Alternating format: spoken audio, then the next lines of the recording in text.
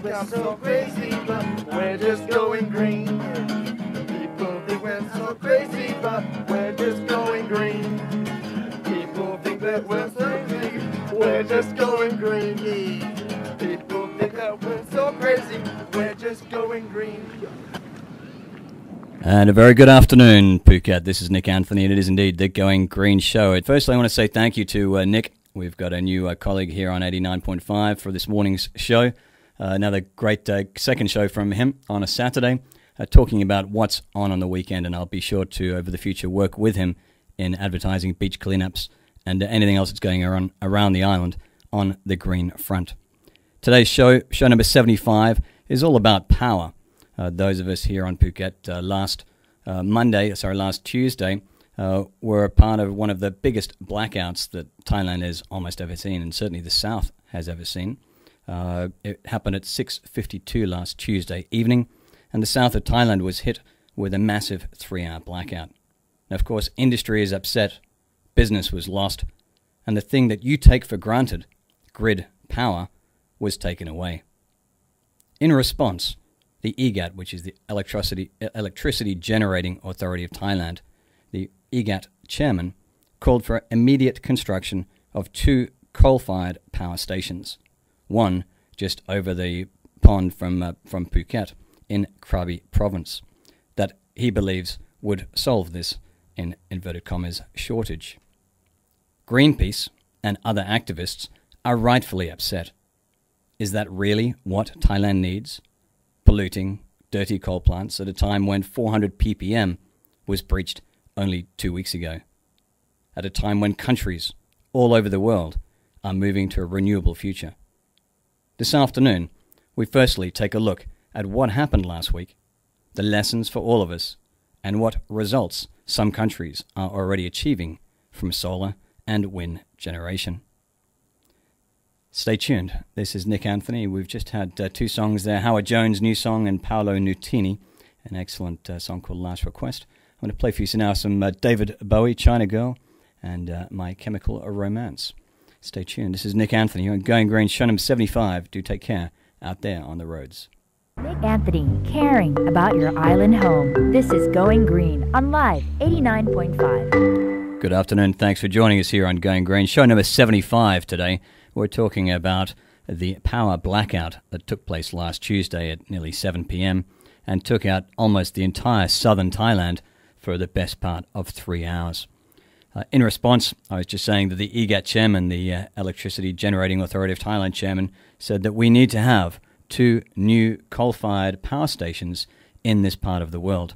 And of course, if we have a coal-fired power station across the pond in Krabi, potentially when there are the easterly winds, that would blow the smokestack, the dust particles over to Phuket. And as we've seen all over the world, in fact, there are changes to get away from coal. It's polluting, it's dirty, and it is unnecessary, and move to a renewable future. During the week, in the Bangkok Post on May the 23rd, on Thursday, the actual Prime Minister denied that there was a blackout plot, and that in fact this blackout was done effectively to teach the Southerners a lesson, and to push forward their plans to do a coal-fired power station. She in fact denied that was in fact the case, and it is understood that one of the problems was an electrical short circuit from a lightning strike.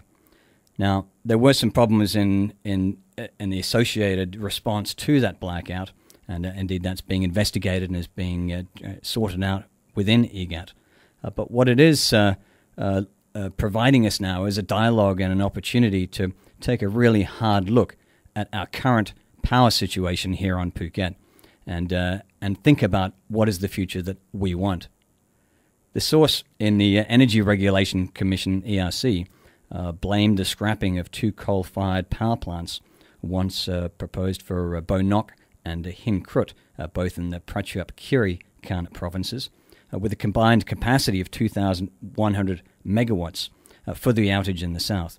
Of course, those 2 power stations were blocked by activists and local communities that said they did not want coal-fired power plants in their area.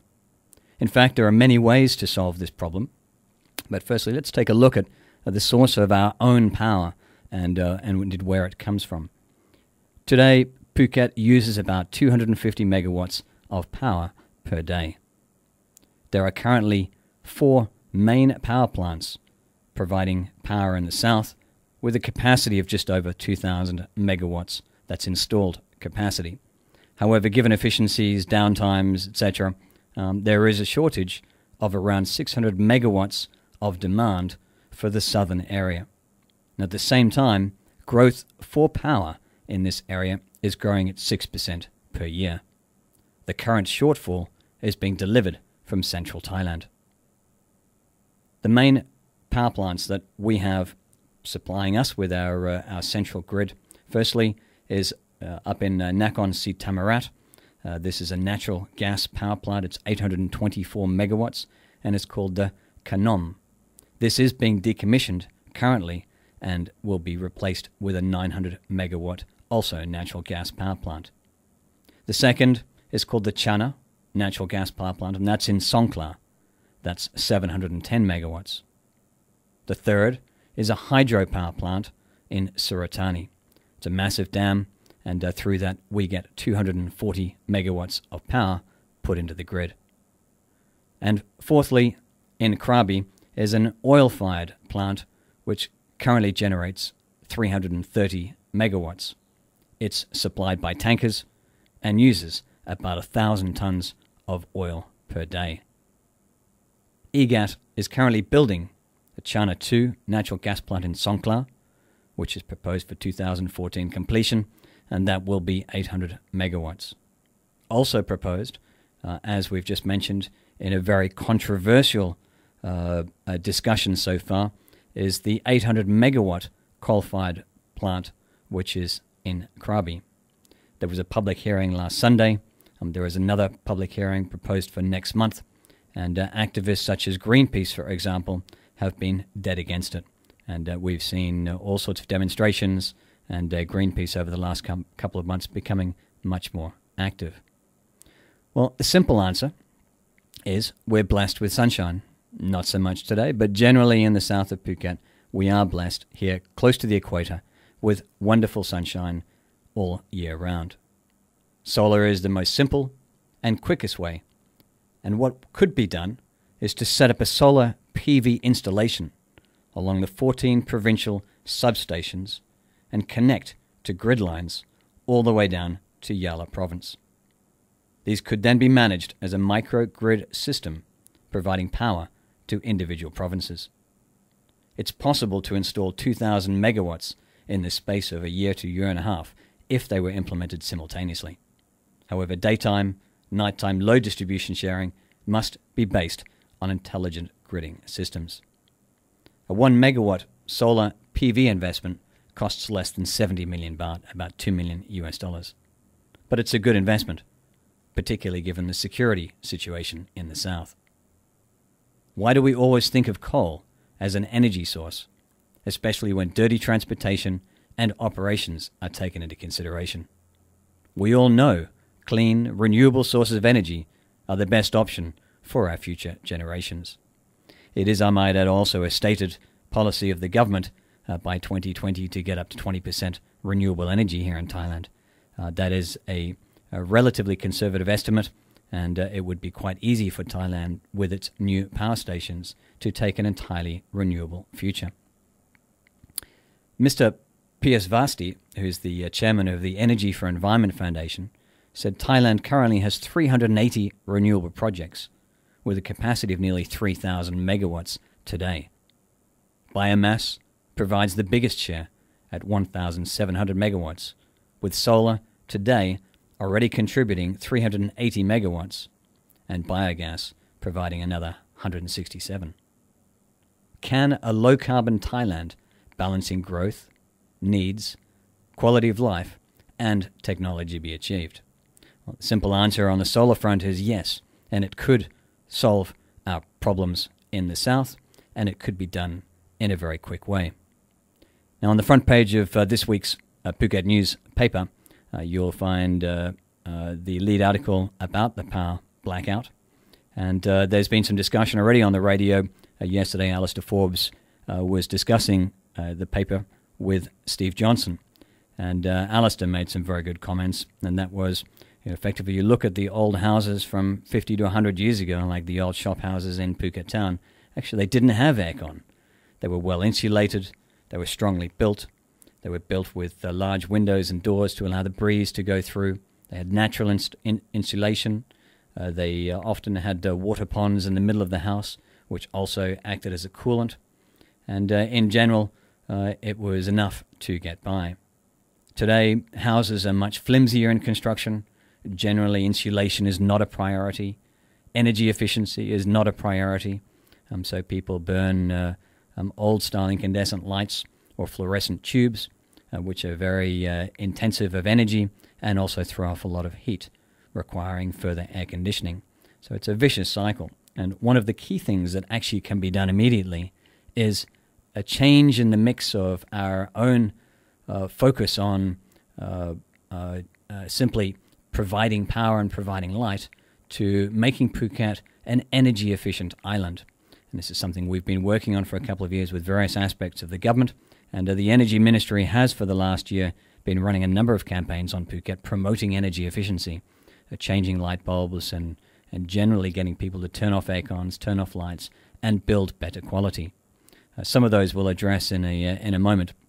And when I do come back from the break, I'm going to talk about an article that came out this week from the Rocky Mountain Institute in the US by a fellow called Peter Bronsky. And he's looked at the future. And many scenarios, of course, have been presented on the impact from the Anthropocene, that is the age of man. And in a very short period of time, we're seeing changes to climate, we're seeing changes around the world that are quite dramatic and happening very quickly. So we have seen in the last year particularly a dramatic shift and a higher penetration of renewables. And when I come back after the break, I'll talk about what's happening in Norway, what's happening in Denmark. We'll look at what's happening in Portugal, Spain, and also in the US. Stay tuned. This is Nick Anthony. You're listening to The Going Green Show, show number 75. This is Going Green with Nick Anthony on Live 89.5. And a very good afternoon. Take care out there on the roads. There's a storm warning in place, if you haven't heard. So there'll be a massive burst this afternoon of wind and rain. So stay off the roads unless you really have to. And do take care and put your lights on. Just then we had Daniel Merriweather with Change and the Pretenders with Don't Get Me Wrong. We're talking about power, and we're talking specifically about the blackout that happened last Tuesday evening. The call has come from Bangkok that the South needs more power. The South needs more power stations, and the South needs coal-fired power stations. The people in Krabi, where the coal-fired power plant is scheduled to be built, have already said that that is not what they want.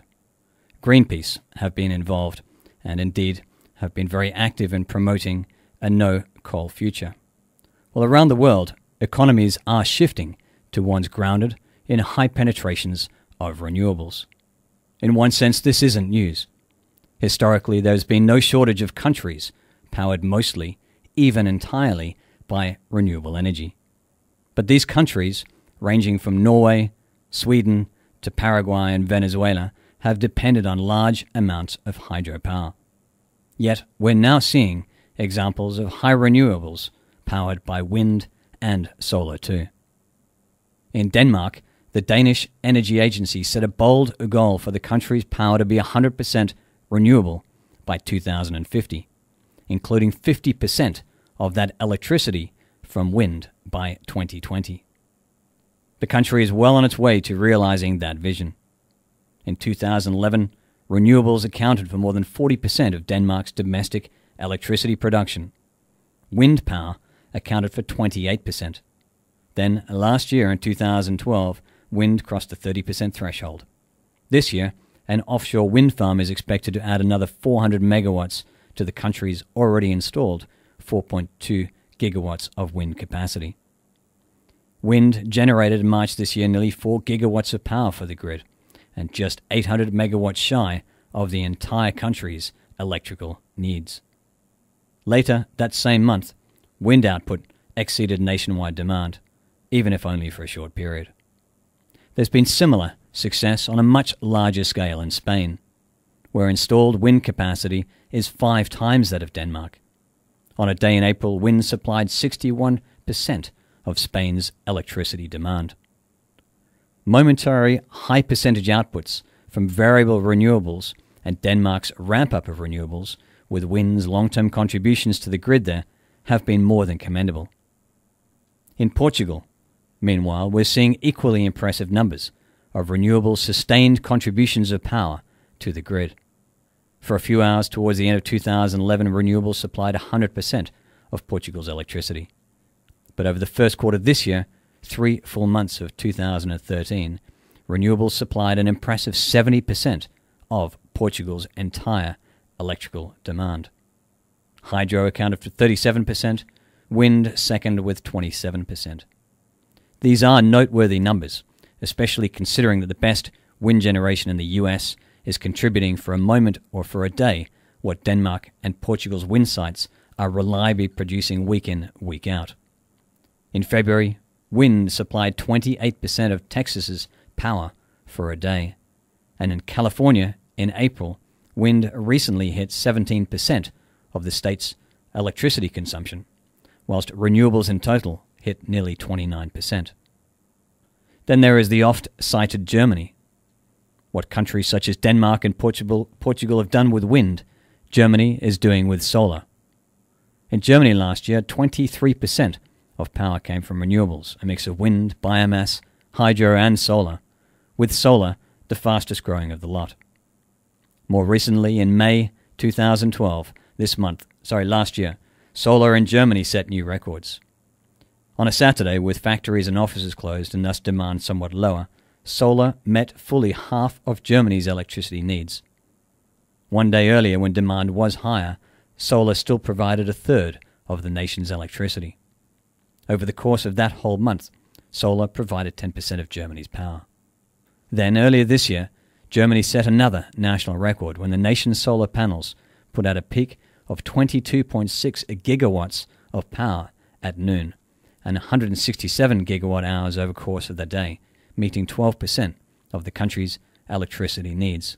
Put that into perspective, here on Phuket, our daily demand is 250 megawatts, and Germany is producing 100 times that on a daily basis.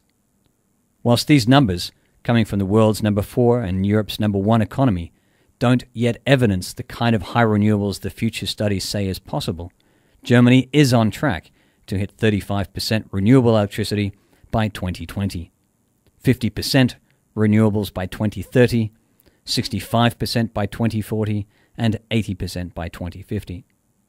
Finally, we have Australia, where a combination of wind and solar is reason to take notice. For certain, Australia is far from a high renewables reality. It has just 1/10 the installed solar capacity of Germany, for example. But the land down under is poised to get there. Why? Because already at lower penetration rates, renewables are beating out fossil fuels on price. This is where it starts to get interesting. According to Bloomberg New Energy Finance, new wind is cheaper than new coal or new natural gas, without carbon pricing factored in. Wind is 14% cheaper than coal and 18% cheaper than natural gas. Utility-scale solar is expected to follow suit by 2020, just 6 short years from now, with Australia's carbon pricing factored in. Australia has set a nationwide official target of generating 20% of its electricity from renewables by 2020. There's reason to believe, though, that Australia may go further. In April this year, a study published in Energy Policy highlighted a 100% renewables future for Australia, while maintaining established grid reliability standards. Moreover, that high renewables future would become cost-effective sometime between 2030 and 2045, depending on assumptions about carbon pricing and discount rates. High renewables scenarios are no longer about if we can, but rather about if we will. It's not that problems aren't real or challenging, but more about using the tools we already have in hand. Advanced grid technologies, new business models, competitive market designs to craft workable solutions. It's time to put away the skepticism, time to roll up our sleeves and wrestle with the very real but very solvable challenges we face in getting to the high renewables future that's rapidly becoming today's reality. Stay tuned. This is Nick Anthony. We're on Going Green, show number 75. We're talking about power, and specifically about Tuesday's blackout. And we're talking about a renewable future. People think I'm so crazy, but we're just going green. People think we're so crazy, but we're just going green. People think that we're so crazy, we're just going green. People think that we're so crazy, we're just going green. And a very good afternoon. Indeed, people do think we're crazy, but we're just going green. This is Nick Anthony, Going Green, show number 75. I'm talking about blackout. I'm talking about the power outage that happened last Tuesday evening in the southern part of Thailand and the resultant discussions that have been taking place, debates that have been taking place across Phuket, Krabi, and indeed all of southern Thailand about what is the future that the southern Thailanders would like. And, of course, the answer is a renewable future, a future based on renewable energy, mostly solar, which here we're blessed with sunshine, with dropping prices of PV prices. We're getting to the point within the next 5 years where solar will be cheaper than any other type of non-renewable. So what are we waiting for? That's the question. Of course, it needs licensing, it needs planning, it does need time to implement, and we're at the position today where about 600 megawatts of power is needed in the south that's currently not provided by the 4 power stations that are powering this part of the world. If you go to myseek.org, that's a local NGO. SEEK stands for Society, Economy, Environment and Knowledge. It's a local NGO that is trying to do better on the island and encourage businesses, hotels, individuals, and indeed the government to be more sustainable. And if you go to that website, on the front page has a link through to today's Going Green show, and I have a full breakdown of all of the power stations here in the south, and also an update, as we've just given in the first hour, about what's happening internationally in places like Norway, Spain, Portugal, and even in America and Australia. There are plenty of good examples to lead from. Thailand has a pledge to go to a renewable future, and I do hope that over the next 12 months we stand up and start to build that future for ourselves. It does, of course, come from two sides. One is from the government in the provision of power. The second is at an individual level, and that is the reduction in power needs.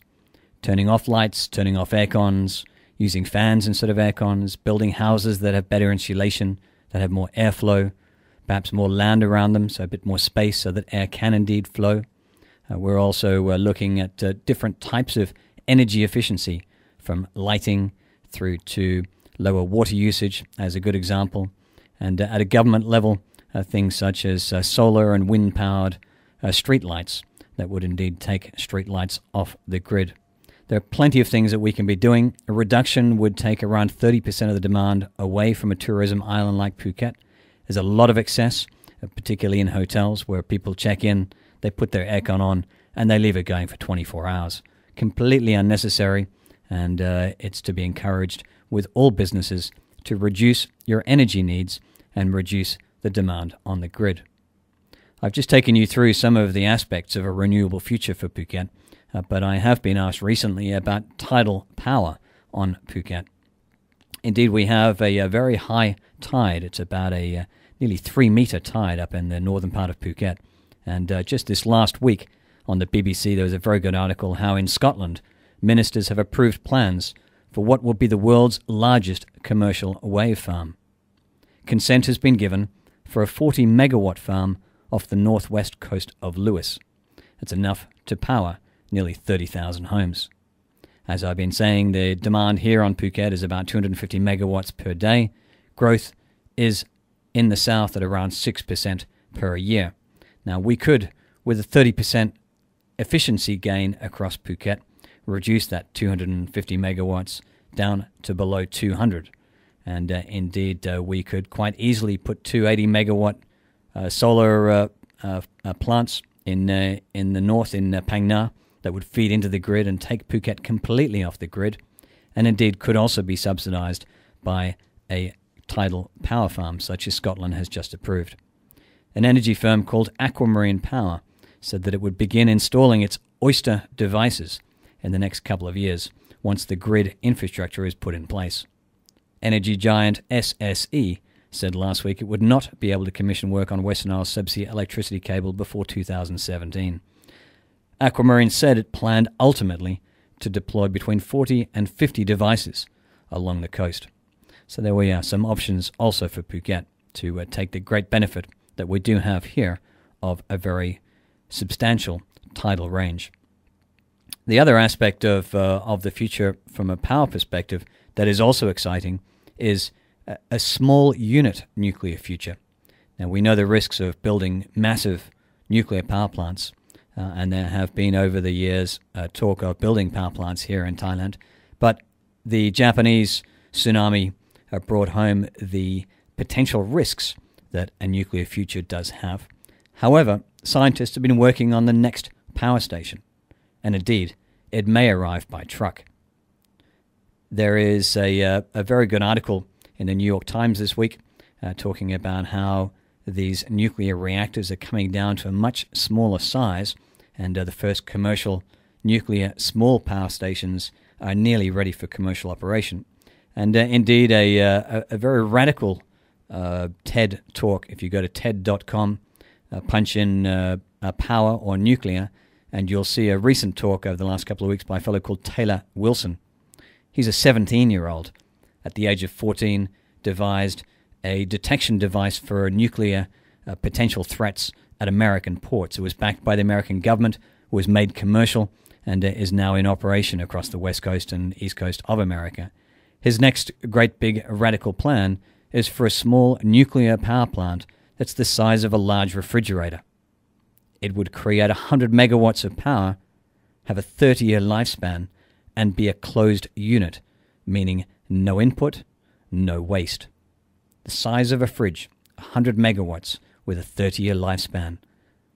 That means some places like Phuket with a 250 megawatt demand, we could basically cover it with 3 fridge-size power stations. Indeed, that would solve a lot of our carbon problems, and it is also utilizing excess plutonium from weapons-grade plutonium from the decommissioning of old nuclear weapons. So it's also recycling and reusing that nuclear stockpile. Very, very interesting future ahead of us. The future is renewable, the future is possible, but the future is here today. And let's hope that here in the South, we're able to embrace that future and lead us all to a cleaner and more sustainable Phuket. This is Nick Anthony. You're listening to the Going Green, show number 75. I'm talking about power. Nick Anthony, caring about your island home. This is Going Green on Live 89.5. Thanks for joining us this afternoon. Hope you're having a great day, aside from it being relatively grey, a little stormy out there, and a good day to be inside. Looking at the newspaper, and it is a great day to be reading today's Phuket newspaper. We every week go through it and take a look at the issues that we address here on the Going Green show, and indeed we've been working with a Swedish company called the Atkinson Group that use a model called the Compass to plan a sustainable future using indicators or programs that fall under the 4 corners of a compass. We look at under the basis of North, N for nature, E for economy, S for society, and W for well-being. On the nature side, firstly, looking at page 4, there's an article about bad weather pushing up fish and prawn prices. Indeed, prawns have recently doubled in price to 240 baht per kilo. Page 5 talks about jellyfish alert with a box jellyfish sighting last month by a scuba diver. There hasn't been any problems so far, to my understanding, on the west coast of Phuket, but it is that time of the year when jellyfish will start coming over to our beaches. Box jellies, certainly on the west coast, have traditionally not been an issue, but they have been found over in Phang Nga Bay. On page 6, the encroachment cases that have been ongoing for the last year and a half, particularly in Sirinath National Park, are ongoing. Plus, there's been a new investigation into a Vice-Governor's Kamala Hillside Retreat, apparently built into the side of a National Forest Reserve. Page 16 has a very good picture of the Imperial Adamus cleaning their beach up there and at Nanyang. And I've got an update for you in a minute about some of the green clubs around the island and some positive things that are happening with the community coming together to solve one of our biggest problems at this time of the year, and that is beach trash. Continuing with the Phuket newspaper, looking at economy, we've been talking this afternoon about power problems and the power outage last Tuesday. Page 1 and 2 discusses the details about what happened and some of the responses to it. Page 12 in Life, Claire Connell checks into an eco-resort on Naka Yai. It's a tented camp called Tenta Nakara. It has a few mod cons and is the true glory of Phang Nga Bay at its most idyllic. I did enjoy their statement from the website that says that our commitment is to give you nature in the most natural way, to preserve the environment with its rustic simplicity, unobtrusive design, and attention to comfort without compromising the environment. Sounds a message that we all should heed. Looking at S for Society, on page 2 of Life, there is a 20 million baht budget from the central government to renovate the community centre and museum in Phuket town that celebrates Paranaka or Baba culture, one of the very unusual cultural aspects of southern life. Also on page 2 in Life, Leo DiCaprio hosted this week an art auction by Christie's. It raised $38 million, including a $5 million top-up donation. Titled The 11th Hour, his foundation is dedicated to protecting the last wild places on Earth. Well done, Leo, if you're listening. Looking at W for well-being, page number 5, the lifeguards are indeed back on our beaches with a 1-month deal to bridge the contract gap. It's been very critical that we do have lifeguards on our beaches at this time of the year. As we've seen from a storm warning today, we're looking at up to 3-meter swells. But more importantly, even on days when it's crystal blue skies, relatively flat seas, and otherwise looks idyllic beach weather, the currents, given we have such high range of tides, can be especially strong and very dangerous, particularly for non-swimmers or light swimmers who don't understand that if you get caught in a rip, actually the best thing to do is not to fight it. It's actually to go out with it, past that first set of waves, sit back there behind the waves. It's still, it's calm. You're not going to get washed out to India. You'll only be about 50 meters off the beach, and from there you can generally signal someone to come and give you some help. So be very careful out there. Lifeguards are back on the beaches, and it means that we'll maintain our lifeguard contracts through to the end of our summer season, or the end of October. On page 6 in the Life section, Kevin Shoop, who's been running a few articles for the Phuket News, looks at plastic garbage and recommends strategies to reduce our footprint, including grow your own, cut down on consumables, cut down on your plastic and takeaway containers, and buy second-hand goods. Thanks, Kevin. An inspirational article for all of us. On page 9 in Life, one of my favorite chefs here on the island, Belinda Tuckwell, has joined the Pavilions Resort up above Layan Beach. There's 3 restaurants, actually. There's a plantation-style restaurant. They have their 360 bar, which offers spectacular views. And there's something called Eastlands down near a swimming pool on the back side of the resort. Belinda is just back into Phuket after a stint of a restaurant in Surin Beach called Kudos. Also Mediterranean. She's a Mediterranean-style expert and is a healthy food lover. She brings a welcome boost to Phuket's dining scene, and we love Belinda. Go to Pavilions, go support her, and check out her fantastic menu. And lastly, on the local side, beach cleaning schedule for this week. You can go to the Kamala Green Club on Facebook, and they have their schedule going out to the end of November. This week in the Kamala Beach, we have a cleanup on Tuesday at 10 a.m. of the North End. That's being spearheaded by Paressa Resort. And also on Tuesday, actually an hour earlier at 9 a.m., I'll be involved with the team at Rockfish and Kamala Beach Estate to clean the very south end. It's right in front of the temple, and is also the recipient of a large amount of garbage that comes out through the Klong that comes through that southern end. Anybody listening like to come and join us at 9 a.m. on the south end on Tuesday, or 10 a.m. on the north end. That's at Kamala Beach. There are other cleanups going on. Keep an eye out on the Phuket News, and here on the Going Green Show, we'll continue to support those full-time beach cleaning programs. The Kamala Green Club has been a shining example of how a green club can operate. I had the pleasure on Tuesday of going up to Nighton Beach to start the dialogue with the Nighton Green Club that was hosted by Pullman Arcadia and was put together by Nick Franklin at CBRE. That's going to follow the Kamala model, and I must say it was a wonderful meeting. We had about 35 people. There was only 3 foreigners, otherwise it was all local people. It was well represented with the school. The local Puyai's wife was in, that's the village chief's wife.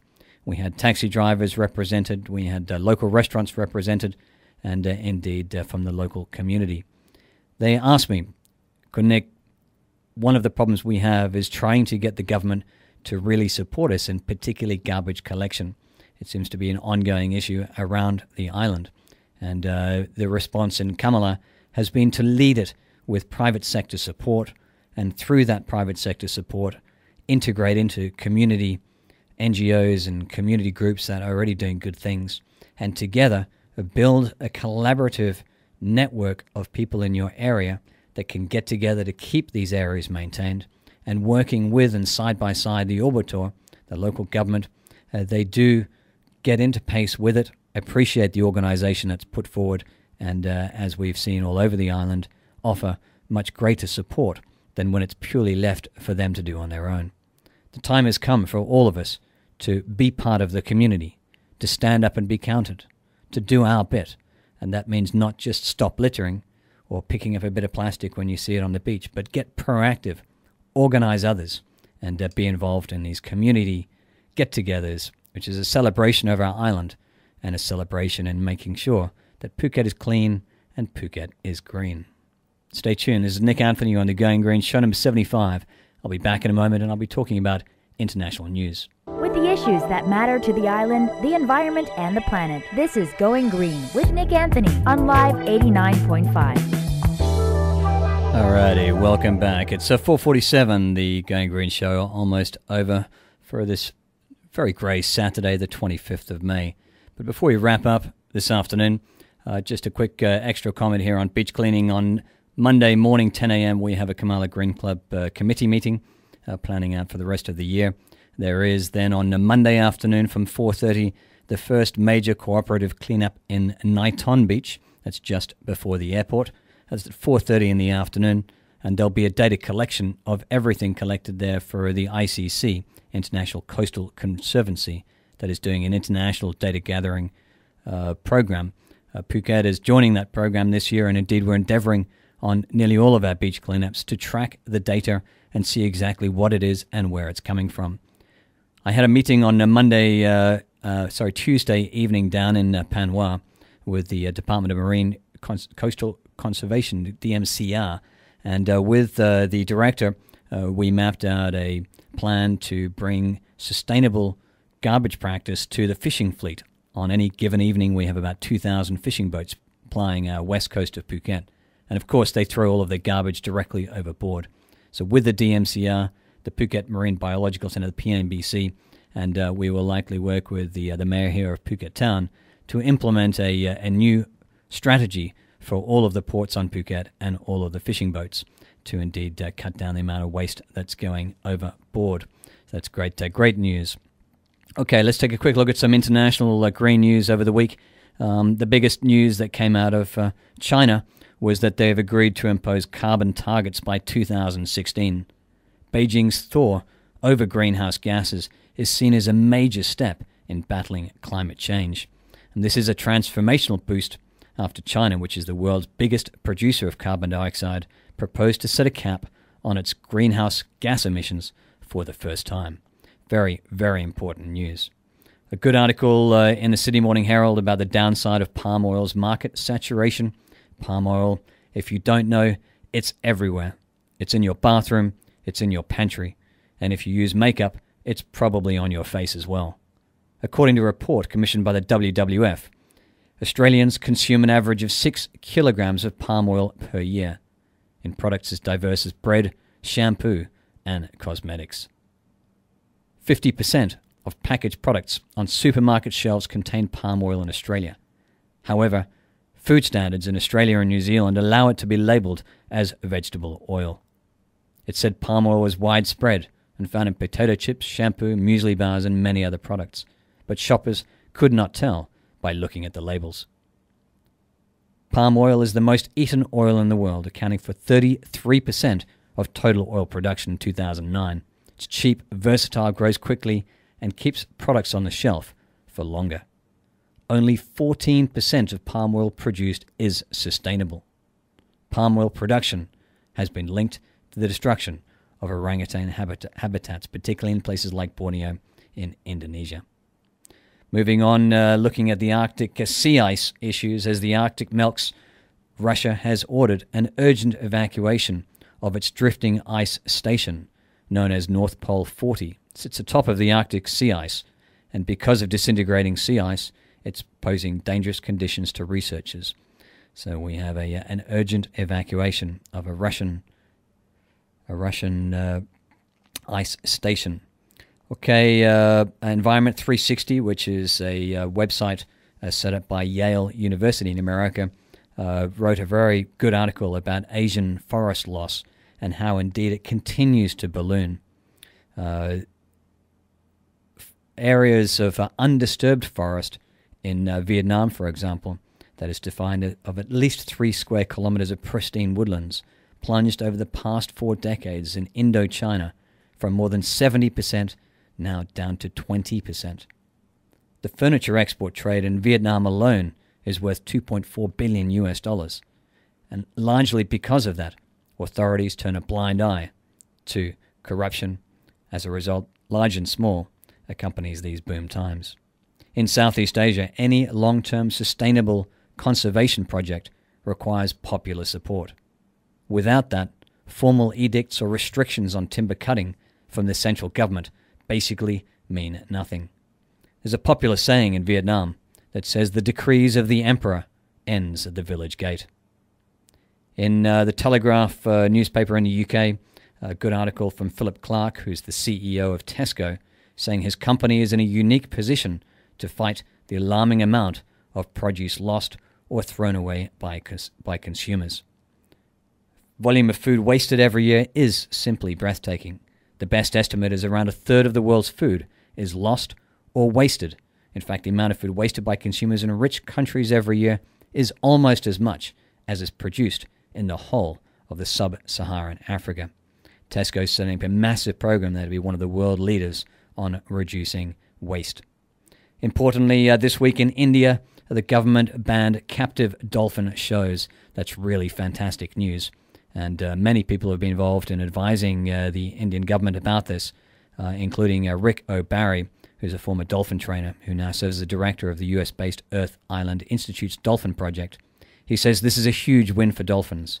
Not only has the Indian government spoken out against cruelty, they've contributed to emerging and vital dialogue about the ways we think about dolphins as thinking, feeling beings rather than pieces of property to make money off.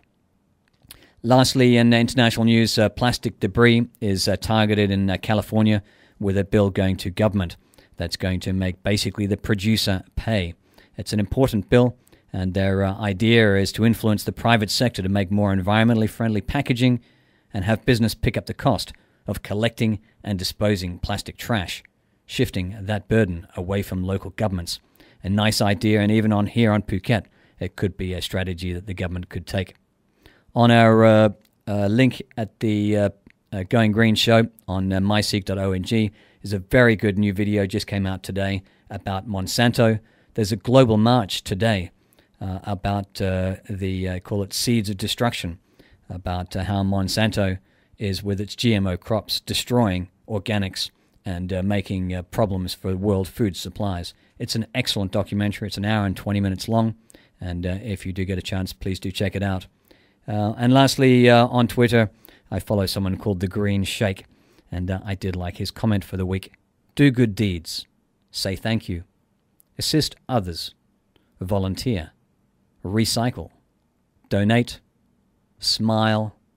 Love. Joy. And do. So there you go. That's it for the Going Green show this week. I do hope you've enjoyed it. I do hope you've learned something, and do stay tuned every Saturday, 3 till 5 p.m. We talk about going green, and indeed how we can make Phuket a better island. All of this information from today's show you can find at myseek.org. So from all of us here on 89.5, do enjoy your weekend. Stay safe out there on the roads. There's a storm warning in effect. There'll be heavy rains, there'll be heavy winds, and indeed it is dangerous out there. Nick Anthony signing out.